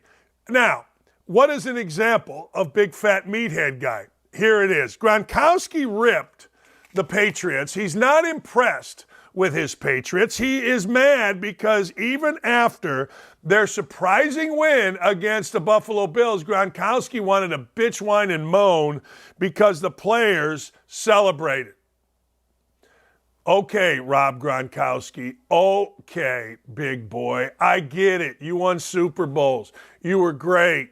That celebration was pretty ridiculous. Whenever we celebrated just a little bit, we would get hounded. They just won one game and they celebrated like more than we would when we won a Super Bowl. That was like one of the most absurd celebrations. I'm like, wow, they won a game and they went that crazy. Like they were acting like they have never been there before. Well, dipstick, they haven't been there before. And all you got to do is listen to this conversation to know that this guy is a moron. He is. I'm sorry. He's a Greek god. My wife, my stepdaughter, and a couple of her friends got invited by Teddy Karras Sr. to the parents section of the Patriots after a Monday night game. They went. They said Gronk walked by. My wife, because she lives with me, is really not impressed by any adult male. Obviously. She's got the goods, baby. But guess what? She saw Gronk and she still talks about it. The two people that I'm absolutely certain my wife would leave me for are Tom Brady and Rob Gronkowski. Why do I think that? Well, Brady, when we had seats 6 rows behind the visitor bench, is the only human being that she gave me her camera, ran down right to the rail and said, take a picture. I mean, we went to games for like 5 years in those seats and never, not ever, did she ask to take a picture with anybody except, boom, Brady. And the look in her eye when she talks about the big stud that Gronkowski is gives me pause. It does. I'm like, huh. And I don't mind it. In fact, sometimes I think about it and go, huh, interesting. But anyway, she, ladies and gentlemen, turned me on to the greatness that is Gronkowski. So maybe I'm jealous. Yeah, I said it. Maybe there's a little something in the back of my head that makes me want to not like Gronkowski because I used to. But nah, that ain't it. When I heard him talking, that was enough for me. That's it. Period. No more. Gronkowski, you're going to have to do better. You're going to have to actually work at your craft. He adds nothing to the set that he's on. I don't know if it's Fox or CBS. I got 2 words for you. Bah! If the Patriots want to celebrate and having a horse year and they get a win and they want to celebrate, good for them. It's the era we live in. Everybody celebrates everything. Guy gets an interception, the whole team has to run to the end zone and look like idiots. White dudes trying to dance. Coaches trying to dance. It's god-awful. Ohio State, or not Ohio State, whoever beats whoever in basketball, and we dump water on the coach. It's the era we live in. Do not at me. Period. What can I tell you? By the way, I don't know, you guys, somebody tell me in my ear, do we have any emails? Because the email just went up yesterday. I would like this. I challenge my listeners to send me emails about what's the craziest thing that you have seen, you will see over the weekend. It could be something in the game. It could be, maybe you follow somebody with a cape and you ended up, I don't know, in a threesome with a goat and a freaking Sherpa. What do I know? I like a little weird stuff. I'll email myself if I have to, if something kooky goes on this weekend at Clay's party, which I hope it does. I'm into hijinks. I'm into a little crazy. I keep it clean. I don't do anything stupid, but I like to be, sniffing around, getting a lay of the land. And by the way, my Travolta costume, my wife bought a Travolta wig for being whatever that guy's name is with the Santa Cruz shirt. You know the scene I'm talking about, where Travolta shot the guy in the head and they had to clean the car and the wolf shows up and Travolta ends up in a Santa Cruz shirt. Yeah, we bought his hair. And I told my wife, see that head? There is not a wig in the world that's going to fit this size 8.5. The wig came, it didn't fit. What can I tell you? But send us an email, don't be shy, or leave us, ladies and gentlemen, a phone message. There's nothing wrong with leaving us a little phone message. I like a good phone message. A couple years ago, I had some guy call me a pissant because I said the Colorado Buffs should not have been in the basketball NCAA tournament. Dakich, you're a pissant. I had one of these on my other show. Write this down. I'm going to put this on the YouTube chat. 929-687-3941. 929-687-3941. I would guess that there'll be some pissed off Sparty fans, but I got 2 words for you. Go F yourself. I would guess there would be Michigan fans. I got 3 words for you. Go F yourself today. There you go. My son's a Michigan man in the truest sense of the word. But Michigan has been cheating. I hope I cleared it up for you, but let's go through it real quick. Michigan, a couple months ago, got actually indicted in certain ways for Jim Harbaugh doing things that apparently were important enough that warranted a 3-game suspension, visiting prospects during COVID, buying kids food, and then lying about it. There's that. 3-game suspension. The school admitted their coach is a dirtbag. Now, when you investigate a program, it stays investigated. So what happened? Here's what happened. They realized through investigations that a assistant coach, actually an offensive coordinator named Weiss, decided it would be a good idea for him to commit cyber crimes. Guess what? Fast forward to yesterday. It was announced that the FBI, yes, Blue Jackets windbreakers with big yellow letters and earpieces, have made this investigation a priority. What does that tell me? That tells me that there's something serious going on here with Matt Weiss. That is not, ladies and gentlemen, let me say it again because I understand that people have a hard time reading. That is not the same as the sign stealing controversy that's going on. That is separate. But in the middle of all of this, Shemi Schembechler, who was hired by Harbaugh to come in and restore a little bit of the name, was found to have racist tweets that he was trying to diligently to scrub. Didn't do it fast enough. Guess what? He had to be fired. Now we get to the NCAA coming in there this week to interview staff members. There are conflicting reports. What's the problem? Well, a guy named Stalions, Connor Stalions, decided, former Marine, was hired at Michigan. He was hired for some reason. Don't know. He was paid $50,000 for some reason. Don't know. The Washington Post is reporting that it was budgeted for $15,000 for him to go on scouting trips, buy tickets to opponents' away game, and of course film them. This all coincided with a bit of a rise of Michigan football. Michigan, of course, has to answer to the NCAA.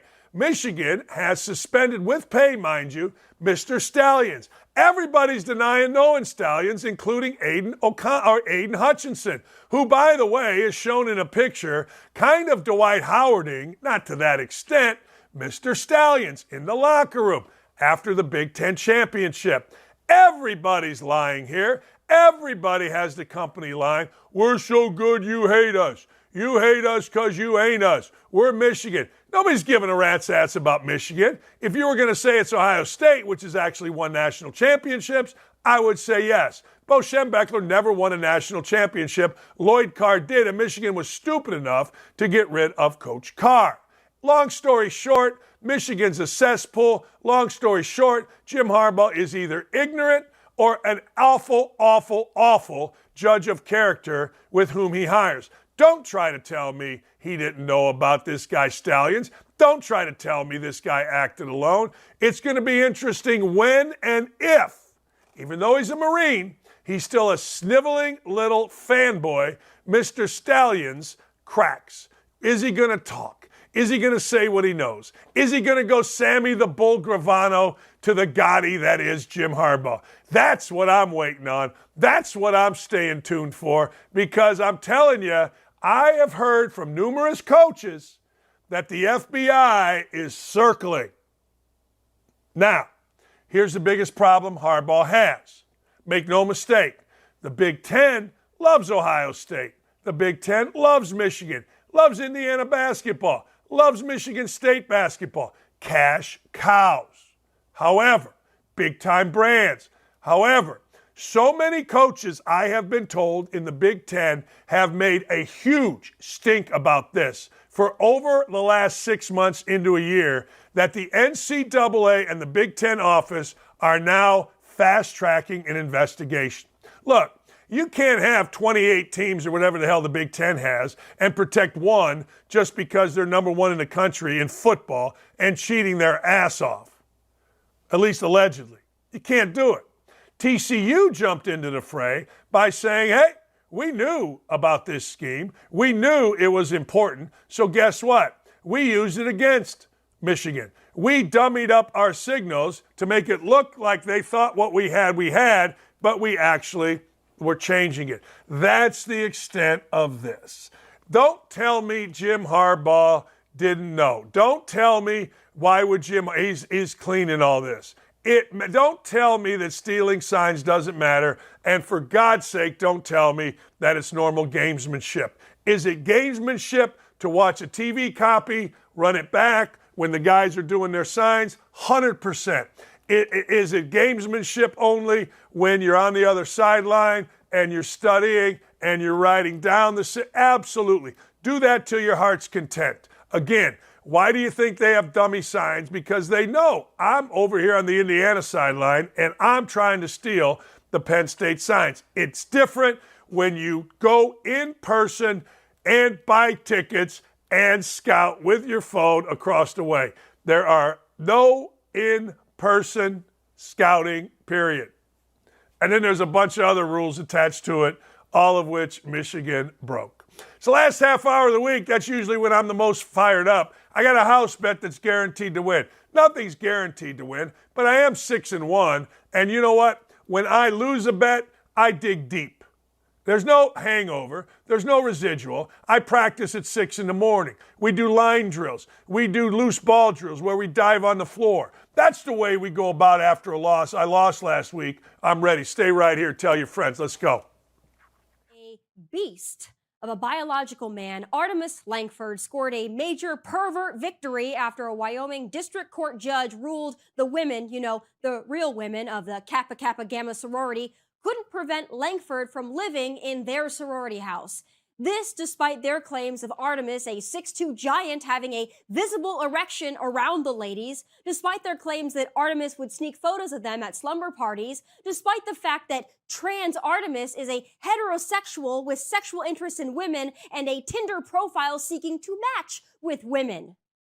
This isn't just a miscarriage of justice. This is a perversion of women's rights, the feminist movement, and the right of real women to feel safe in spaces meant for them. I am repulsed and disgusted.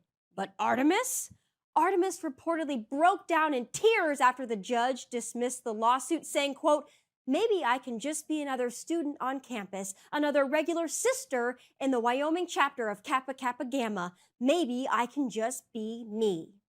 Or maybe you could have the decency to allow women to have a safe space of their own in a sorority house without having to be exposed to the outline of your erection, Artemis. But just look at how the joke of a news outlet, the Washington Post, is choosing to frame this story. Her sisters turned on her Are you freaking kidding me? The situation is egregious enough without the media actively demonizing the women who simply wanted to feel safe in private in their own sorority house. And this is also downright gross. Why should the identity crisis of one biological male trump the safety, privacy, and rights of these young women?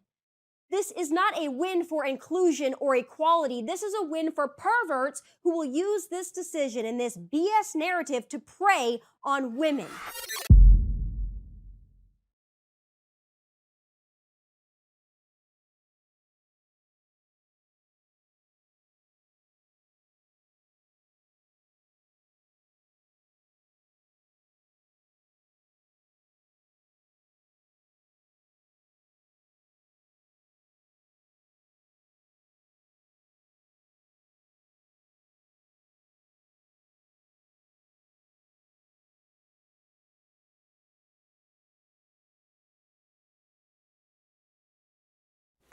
Hey, I'm ripping ass left or right today. I tell you this right now. This show is going to become the greatest show ever, or I'm just going to, drink my way through the rest of life. Stock up, stock down, ladies and gentlemen. You know what? I'm fat. I hate to admit it, but I am. I wasn't fat, but I remember the day I got fat. Show was over at ESPN. I didn't have to be anywhere till noon the next day. Couple people, one of the producer ladies, I said, look, I'm going across the parking lot, and I'm going to go have a couple drinks at the Cadillac Ranch. The beauty of the Cadillac Ranch is, in the middle of Connecticut, it is a cowboy place. And the other beauty is, you didn't have to worry about being in a car or Uber. So a bunch of folks went over. I walked across the parking lot, and I had a couple drinks. Didn't have to be anywhere till doing my radio show till noon the next day. And it was already about 10 o'clock at night, so nobody was going to stay out late and get stupid. I walked back across the parking lot, and I got into the Residence Inn, and there it was. I had 2 bourbons, and all of a sudden I remembered, and this is a bad thing to remember, I had not eaten dinner. So what did I do? I grabbed the Oreos. I grabbed the white chocolate pretzels. I grabbed Suzy Q's or whatever it was. I went into my room. I took a shower, because I always take a shower. I had a diet root beer. I turned on the TV. Next thing you know, I wake up in a pile. That's right, a pile of frickin' wrappers. About 4 different Oreo little packets. Oh, man. I remember there must have been some Cheez-It stuff, because that was there. And, of course, the vanilla pretzels crushed my soul. I had given up, ladies and gentlemen. I had quit chewing tobacco. I had given up. And next thing you know, I'm fat. So I celebrate fat. I'm on diet 3,627. I'm not proud of it, but it's what I am. What can I tell you? Here's the deal. I love Stock Up Tyson Fury embracing being fat. That's right. Tyson Fury says, hey, look, I've been fat. I'm going to be fat.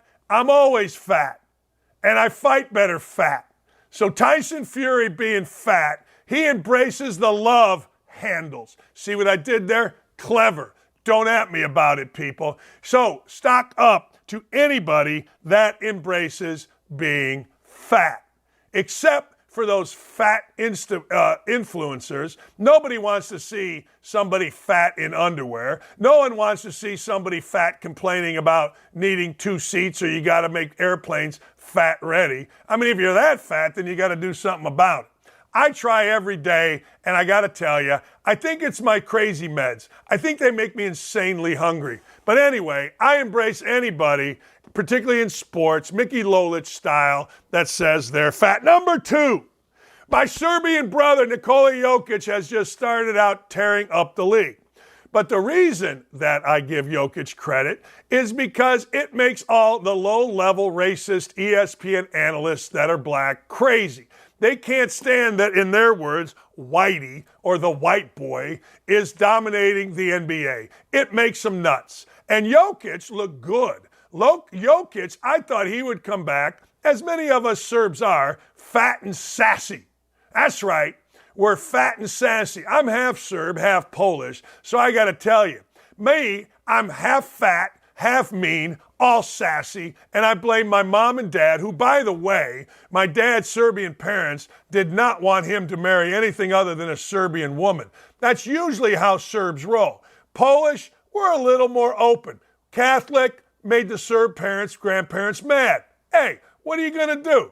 But it makes us fat, loud, and sassy, and have monstrous heads. See this head? It's monstrous. A lot of stuff going on with that head, by the way. I think my hair's trying to grow back in. I will never stock up Crispus Porzingis. My guys love Crispus Porzingis. Crispus Porzingis got his career saved by getting away from the Knicks, by getting away from Dallas, and getting to a professional organization, the Boston Celtics. Years ago, when some wannabe named Ryan Russillo had a show at ESPN, I used to go on there. I used to like Ryan. But Ryan, as I learned, don't know much. So anyway, I go on there. I had just mowed the grass. I was feeling sassy. And he's like, what do you think of Porzingis? And I gave him the truth. I go, let me tell you. At the time, he was the Victor Wembanyama. 7'4", could shoot, could rebound, blah, blah, blah, blah, blah. I said, yeah, I got to tell you, whoever drafts him will never leave the lottery. They're like, what? I go, yeah. As a coach, you understand this. He got bad eyes. He got soft eyes. He not what you think. I'd watch some workouts of him, and I'd talk to some people. Sure enough, the Knicks, mess. Like, look, in the NBA, think about it. Guy that's a second pick, that kind of ability, he dominates right from jump. Porzingis was never going to do that. New York got tired of him. Then he had some personal issues in his penthouse apartment. I don't know whatever happened to it. Who the hell knows? Then he gets shipped off to Dallas where he doesn't click with Doncic because, well, Doncic's a dude. Doncic's my Serbian brother. He's a tough badass. Porzingis is not. Why? His eyes told the story. So now he's with the Celtics, and he's doing all right.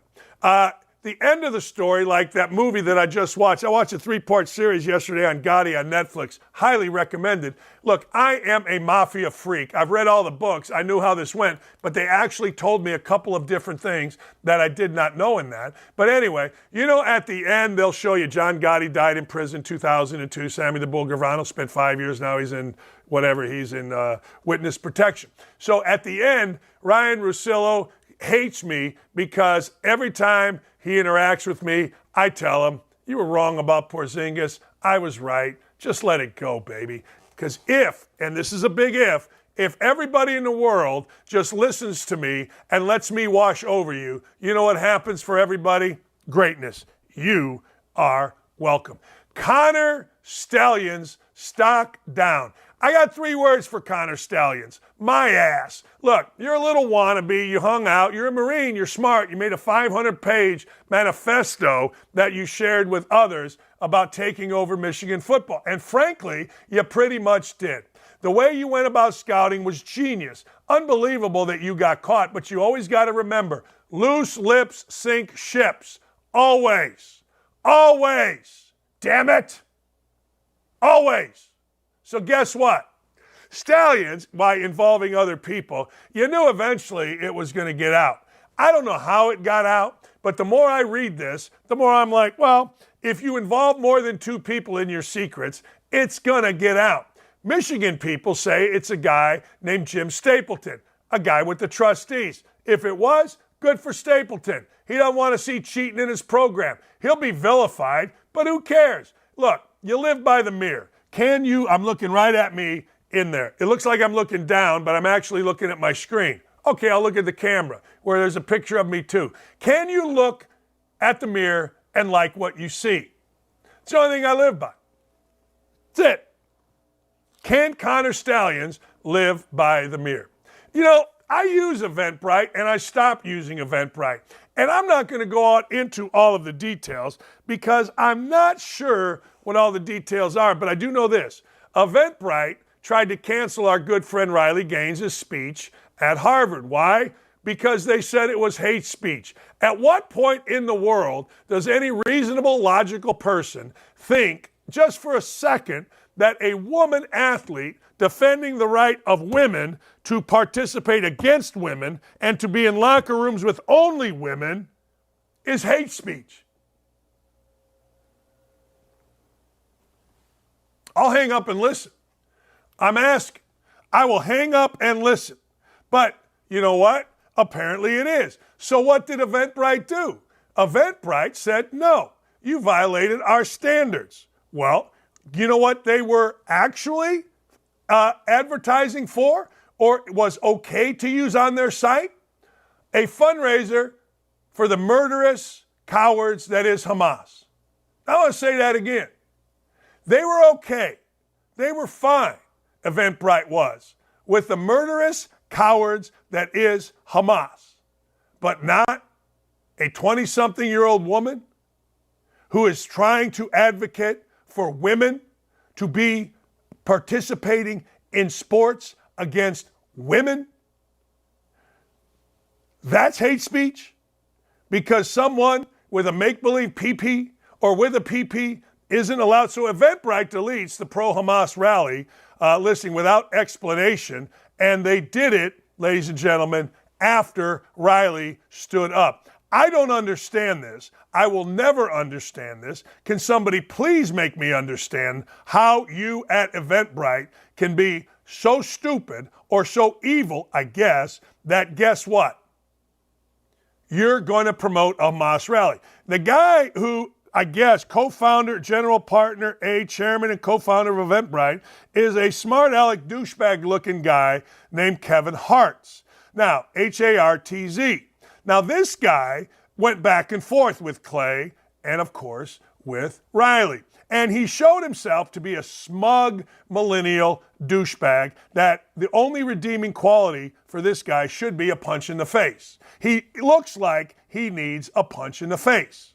So, of course, him being smug, and I'm the CEO, and okay, good. Long story short, the guy's a little bitch, Eventbrite sucks, and Riley Gaines and Outkick prevail once again, and the world is a better place for it. If you look at this Kevin Hartz guy, and you can legitimately tell me that he's just not a little punk, then I don't know what to tell you. You got it? Period. Deshaun Watson. Now everybody's up in arms. Deshaun Watson, is he playing? Is he jaking? Is he faking? What the hell is Deshaun Watson doing? I don't know. Look at me. I'm looking. There's Nick, and there's Ryan on here, Dylan. Look at me. How the hell do I know? But I do know this. According to most sources, including Brady Quinn, Deshaun Watson has been cleared by everybody. That's right. I said it. Everybody. And yet he won't play. Standing there smug as a rug on the sideline against the Colts, but he won't play. What does he need? And I love what Brady Quinn said. We'll massage this and hopefully come to a happy ending. I credit Brady Quinn for that line. That's a pretty good line when he talked to one of Deshaun Watson's crazies. See, people just want to say, no, that's not what's happening. So my then question, because I'm a curious lad, would be, okay, what is happening? Boy, is that weird. What a weird question. No, this is not happening. No, it's not going down like that. Okay, then what exactly is happening? Nobody seems to have these answers.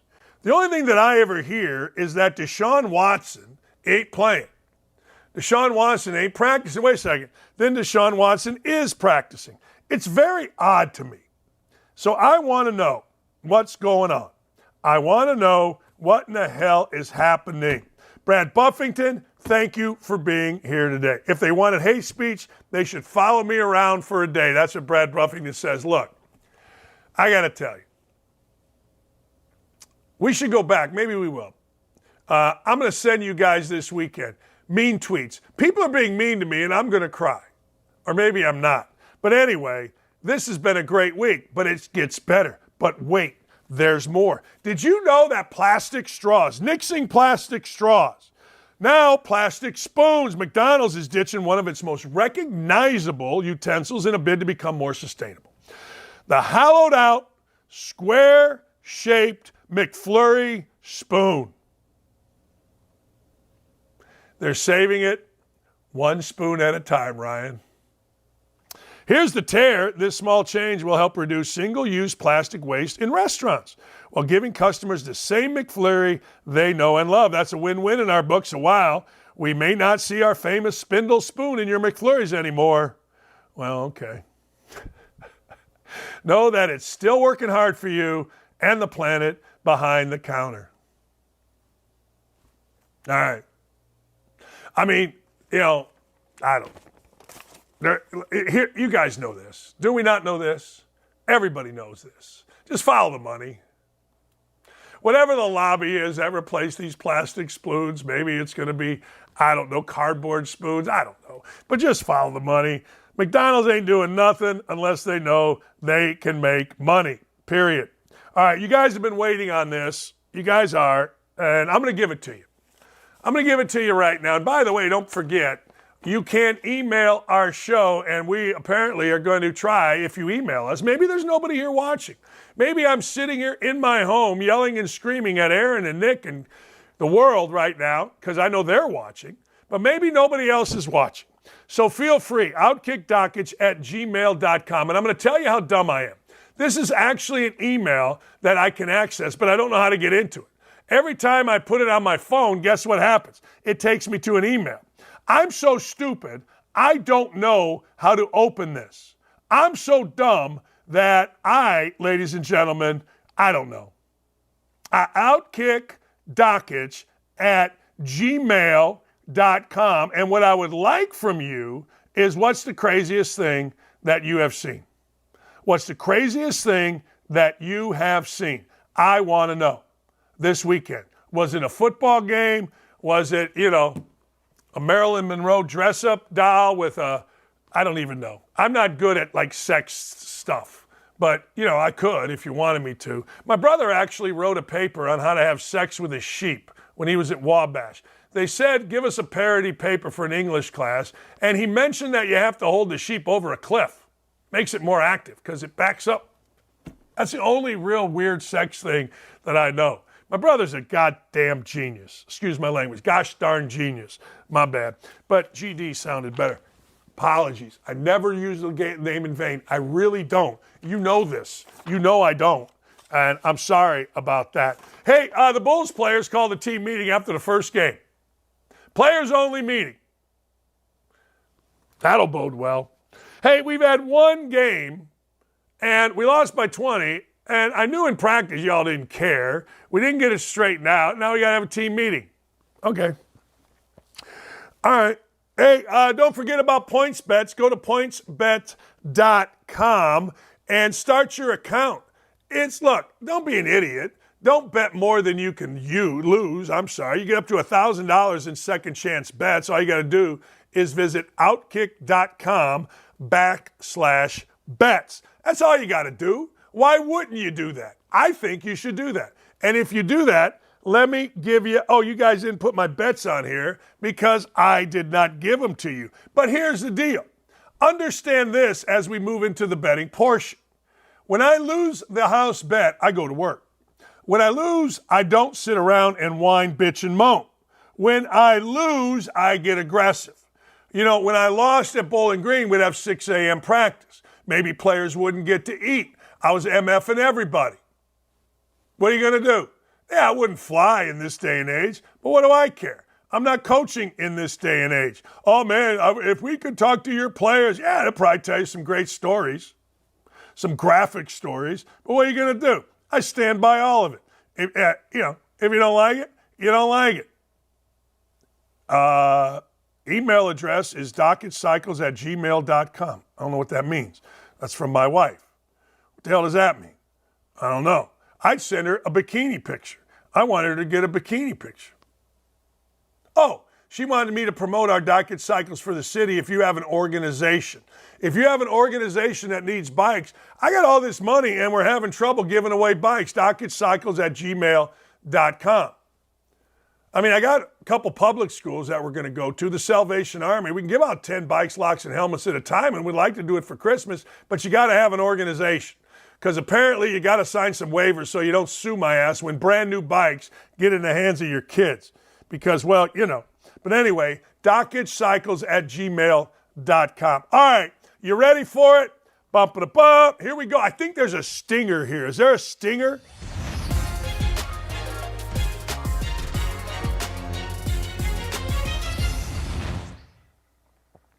You know, we bring it to you all week. It's high energy. And usually after the show, I got to take a nap. I got lights in my eyes. I'm screaming to myself. There's nobody else here. Imagine that for 2 hours. You just talk to yourself. All right, ladies and gentlemen, boys and girls, children of all ages, my first bet is Nebraska minus 2.5 at home against Purdue. Purdue's got a new coach. Purdue's all right. They beat the hell out of Illinois. Trust me on this one. Nebraska is battling, fighting for a bowl. They've got 4 wins. You need 6. Really, maybe you need 3 in this day and age. Who the hell knows? But Nebraska at home, I feel like both of these teams are getting better. I feel like Purdue's coach done a pretty good job. They've only got 2 wins, but I feel like he's done a pretty good job. They were pretty much decimated. But this one should be the house bet. I'm going to bet house money on this game. I like this bet a lot. It is Nebraska minus 2.5. I absolutely love this number. I don't like this number. I love 2.5. 2.5, I don't like the hook. I never like the hook. If you want to make it 2, go ahead. But 2.5, my toes are tapping. I took 2.5 last night on Virginia Tech. I don't bet based on the stupid stuff that people bet. Well, in its last 9 games. No. I look at how teams done previous. I look at who people say to bet. Usually bet the opposite of who people say, but this one just feels right. This one feels perfect. I mean, perfect. All right? I'm buying a half point on the house bet. You ready for the house bet? Here it is. The house bet says, ladies and gentlemen, take Minnesota, the Gophers, not the Vikings. Minus 7. The line is 7.5. I ain't going 7.5. Row your boat guy can't score. But you know who they're playing, don't you? That's right. The Mel Tuggerless Michigan State Spartans. The worst cesspool school in America. The school that brought you Larry Nassar, Mel Tucker, a prof that is running a meth lab. And, of course, Hitler on a big screen at a home football game. I'll never understand Michigan State, but mostly I'll never understand why people don't just shut up and listen to me when I tell them something. I've researched it. You haven't, so you just got to listen. But this is the house bet. Again, Minnesota playing for a bowl. And I learned firsthand, the longer you go as an interim coach, the worse it gets. What's his face? Who's the guy? Steve Fisher was the head coach, right, going into the NCAA tournament. Bam. Yeah. So I know the longer it goes. And I watched the coach at Michigan State. Obviously, he was hired because when you get rid of Mel Tucker, you got to hire an African-American. But I heard that idiot talk. That's the dumbest some gun I've ever heard. I almost said a bad word. Some bitch? Nope, some gun. It's the dumbest some gun I've ever heard. Period. They're going to lose by 20 against a team that may not be able to score 20. That's my house bet. And then, lastly, all 3 of these, I'm betting big. I'm taking them as a parlay, and I'm betting it big. Let me recap college. Minus 2.5. That's where I'm going with Nebraska over Purdue. These are both 3:30 games. If you follow me on Twitter, I'll probably have a noon game for you. And then Minnesota, I'm buying a half point. It's 7.5. I don't trust them that much. I'm going 7. My toes will be tapping. I ain't worried. NFL, I'm going to give you mine. I like the Colts. I liked them last week getting 3. I like them this week against New Orleans getting 1. There is something about this Colts that makes me optimistic. When you watch football, you watch football. When I watch football, I watch the line. And both lines, the defensive and offensive line for the Colts, are playing really well. Gardner Minshew, if he plays like Gardner Minshew and puts it on the floor, Colts will not win. 4 turnovers each of the last 2 games. If he does it a third, as we talked about on Big Brains, he may get benched for Sam Ehlinger. And you don't want to get benched for Sam Ehlinger. Ever. Period. Unless you're in high school and Sam was like an 8th grade freak. But when you're in the NFL, one of the things Gardner Minshew has shown is that he is a backup, and he's shown why he's a backup. If he puts it on the ground 4 times, and I'm betting he won't, then Colts lose. If he doesn't, then Colts win. It's that simple. If he puts it on twice, Colts are going to win. If he puts it on 3 times, Colts are going to lose. 4, not only are the Colts going to lose, but the Colts, ladies and gentlemen, will bench him. Now, here's the deal. Last time I saw Derek Carr in Lucas Oil Stadium, he dominated me. And I was in a suite. I was in our company suite with my stepdaughter, my wife, and my stepdaughter's friend who was dating one of the Colts players. Derek Carr came in with an interim coach from Las Vegas, quieted the crowd, and kicked the Colts backside late. That gives me trepidation about Derek Carr, but I ain't buying it. I think the Colts win this one. So hang with me. Do yourself a favor. Bet against the Boilers, bet against Michigan State, and bet against New Orleans. Thanks for joining us all week. This is our biggest crowd in a long time on the YouTube chat. That bad boy is getting pumping. I'm ripping ass today. That's right, Dylan. That's right, Ryan. That's right, Nick and Nick. Everybody's ass is on the block. I'm tired of yelling. Have a great weekend, and thanks to everybody on our show. See you Monday. I'm tired.